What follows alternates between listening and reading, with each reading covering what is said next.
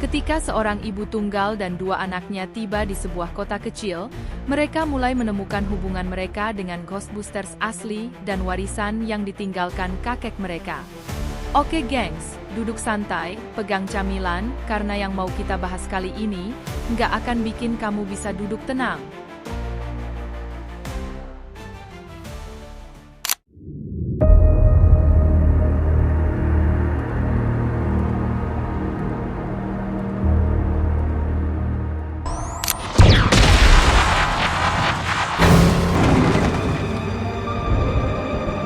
Summerville, Oklahoma, Egon Spengler mengendarai truknya dengan kecepatan tinggi saat ditabrak oleh sesuatu yang tak terlihat.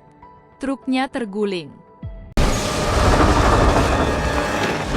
Dia berhasil selamat dan berlari ke rumahnya. Dia bersiap dengan jebakan hantu di depan rumahnya. Tapi jebakannya gagal karena kurangnya daya listrik. Egon masuk ke rumah dan mempersiapkan diri, tapi hantu itu membunuhnya di atas kursinya. Putri Egon, Charlie Carrie-Coon, tinggal bersama anak-anaknya Trevor, Finn Wolfhard, dan Phoebe McKenna Grace. Phoebe rupanya mewarisi bakat Egon dalam hal sains. Quesadillas. Your quesadillas are excellent. Thank you. Mereka diusir dari rumah mereka karena Charlie tidak dapat membayar uang sewa.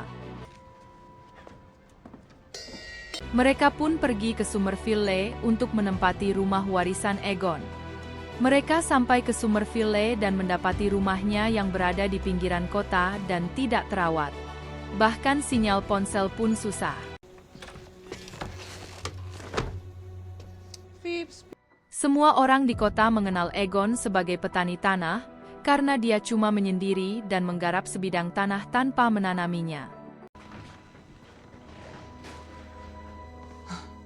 Saat di dalam rumah, terjadilah gempa dan mereka berlindung di bawah meja.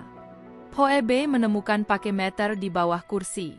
Pake adalah alat untuk mendeteksi hantu. What's that? How am I supposed to know?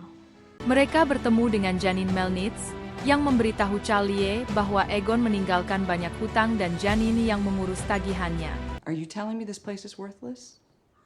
You mean his son? Charlie kemudian mengajak anak-anaknya untuk makan malam di toko burger. Trevor pun masuk sekalian untuk melamar pekerjaan.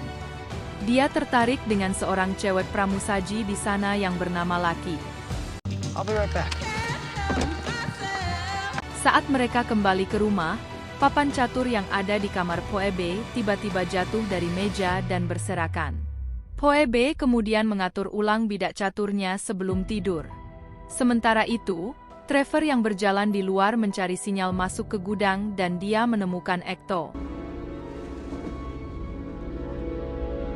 Paginya, Phoebe menemukan salah satu bidak catur putih berpindah tempat, seperti melakukan langkahnya.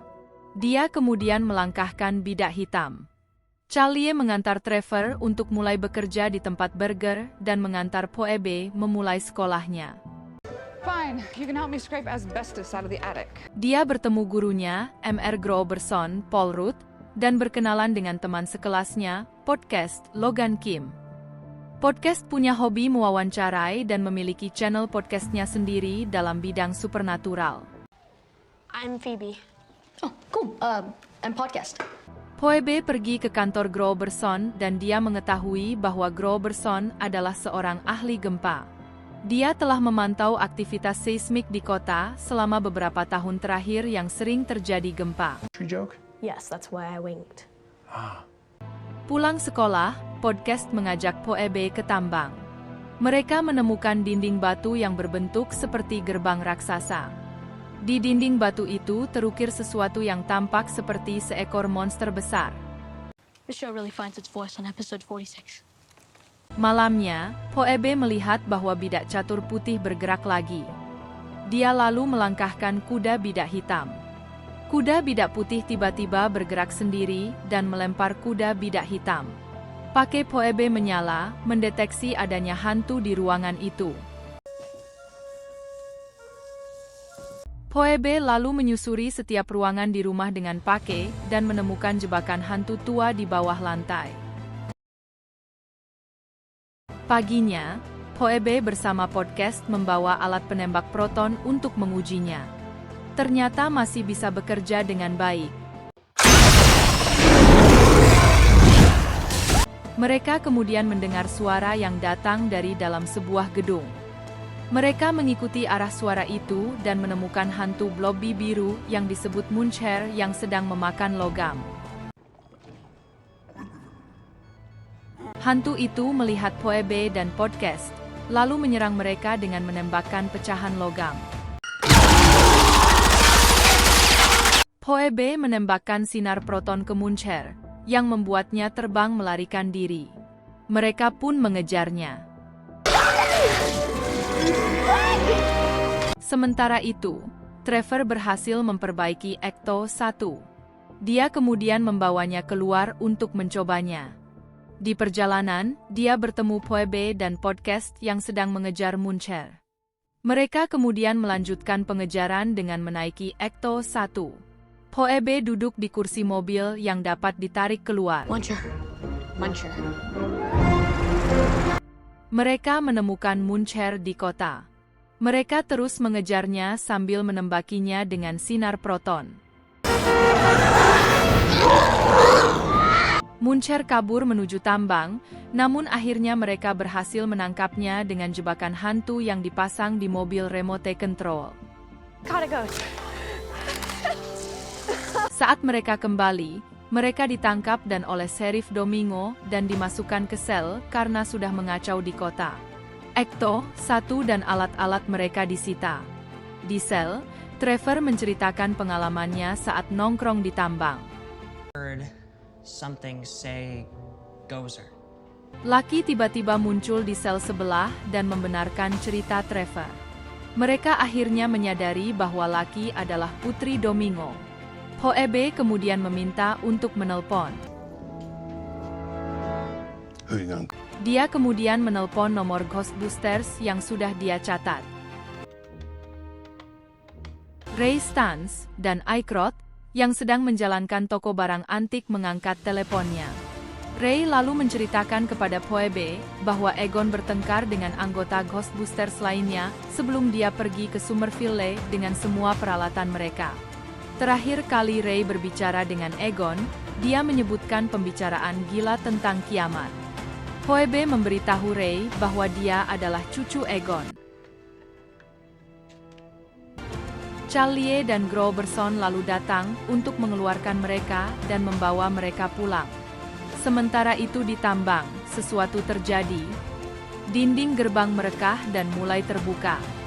Lalu sebentuk sinar terbang menuju ke arah kota. Groberson pergi ke Walmart untuk membeli es krim. Lalu melihat kantong-kantong kecil berisi marshmallow bergerak-gerak.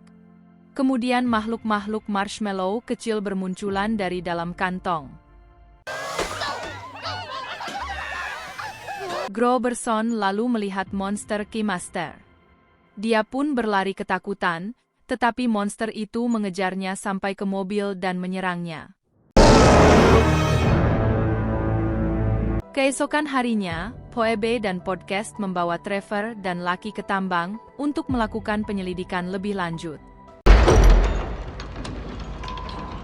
Mereka menemukan sebuah kuil dengan patung Gozer. Lalu mereka menemukan mayat Ivo Shandor yang diawetkan dalam sebuah peti kaca. Ivo Shandor adalah seorang pemimpin sekte yang memuja Gozer. Phoebe membaca angka-angka di dinding yang menunjukkan tahun di mana pernah terjadi bencana besar. 1908 saat ledakan besar di Tunguska, 1945 saat bom atom di Jepang, 1984 saat hantu menyerang Manhattan, dan terakhir adalah tahun 2021. Gempa bumi terjadi lagi. Rupanya, gempa itu terjadi karena alat-alat penambak proton yang pernah dipasang oleh Egon sebelumnya. Alat itu sedang menembaki sumur pengorbanan untuk mencegah Gozer dan hantu lainnya keluar. Mereka kemudian keluar dari tempat itu. Sementara itu, Charlie menemukan ruang kerja Egon. Dia juga merasakan bahwa hantu Egon juga masih berada di situ. Rupanya Egon selalu mengikuti perkembangannya saat tumbuh menjadi dewasa. Egon memasang foto-foto dan artikel berita tentang dia di seluruh dindingnya. Charlie akhirnya menyadari bahwa Egon benar-benar mencintainya. Namun tiba-tiba, monster Gatekeeper menyerangnya. Anak-anak kembali ke rumah dan menemukan Charlie dirasuki oleh Gatekeeper. Dia menjadi liar dan menyerang mereka. Sementara Groberson, yang ternyata dirasuki oleh Keymaster, tiba di tambang dan merusak alat penembak proton. Hantu-hantu jahat pun terbebaskan dan berterbangan ke Summerville. Gunung tambang diselimuti awan hitam yang berputar dan membumbung di angkasa. What? Nothing. Charlie yang sudah dirasuki Gatekeeper melompat dan berlari menuju tambang. Anak-anak pergi ke kantor polisi yang sedang kosong. Mereka berniat mengambil peralatan yang disita. Namun ternyata, peralatan mereka ditaruh dalam sebuah jeruji besi. Mereka tidak menemukan kuncinya. Podcast punya ide. Dia menjangkau jebakan hantu dan membukanya. Muncher pun keluar dan memakan jeruji besi. Mereka akhirnya bisa mengambil peralatan mereka. I'll be waiting. Mereka bertiga lalu menuju ke tambang dengan Ecto 1, sementara Lucky akan menunggu di rumah mereka. Mereka sampai di tambang dan menyaksikan Gatekeeper dan Keymaster membangkitkan Gozer menjadi wujud manusia. Hantu-hantu semakin banyak yang bebas dan berterbangan. Mayat Shandor pun ikut bangkit dan mencoba bicara dengan Gozer, tetapi Gozer justru membelahnya menjadi dua bagian. Phoebe maju dan bicara dengan Gozer untuk mengalihkan perhatiannya. What do you call a fish with no eyes? Sementara podcast mengarahkan jebakan hantu mobil remote ke bawah monster Gatekeeper. Gatekeeper pun berhasil masuk perangkap dan Charlie kembali ke bentuk aslinya. Post-credits scene, flashback dari film tahun 1984 ditampilkan, Egon memberi Janine Cohn